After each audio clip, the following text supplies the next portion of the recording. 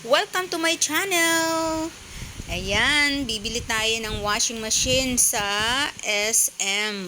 Dito lang po yan sa San Mateo. So, nakapili na tayo guys ng washing machine na bibilhin ko. At yan nga yun. Ayan.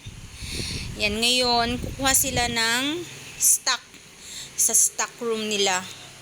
Ayan sila, nag-usap-usap.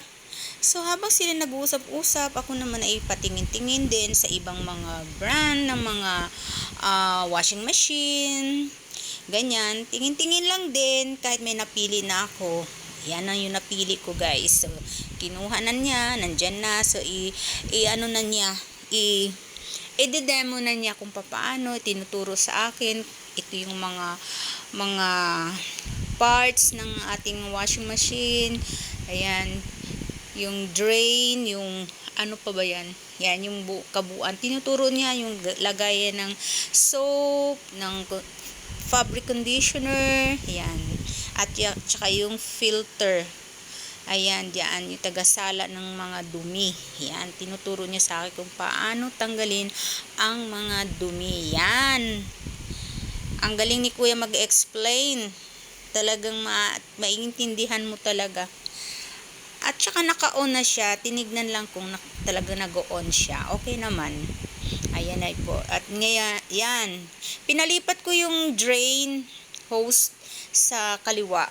Kasi doon yung sa kanan eh.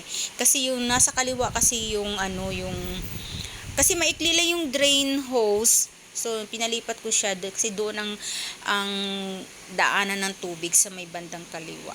Tapos, pinalagay na rin yung rat guard. Yan. Dinemo lang niya kung paano ilagay.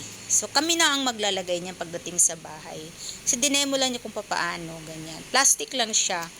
Yan. Tapos, may screw din siyang nag-iisa. So, hindi na matatanggal yung rat guard niya. Ang galing talaga ni Kuya mag-explain.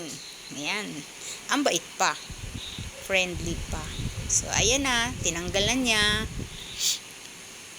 Ayan, tinan nyo, tinanggal niya yung drain hose. Ililipat niya sa kabila yung drain hose, guys. Magaling si Kuya. Talagang ni-request ko na ilipat. Okay naman sa kanya. Maganda dito, talagang hindi siya mapapasukan ng daga sa ilalim. Hindi siya mangangat-ngat kasi dikit na dikit halos sa floor yung yung washing machine na yan. Easy lang kay Kuya sa pagkakabit. Sanay na sanay siyang magkabit. Siguro na well-trained sila talaga.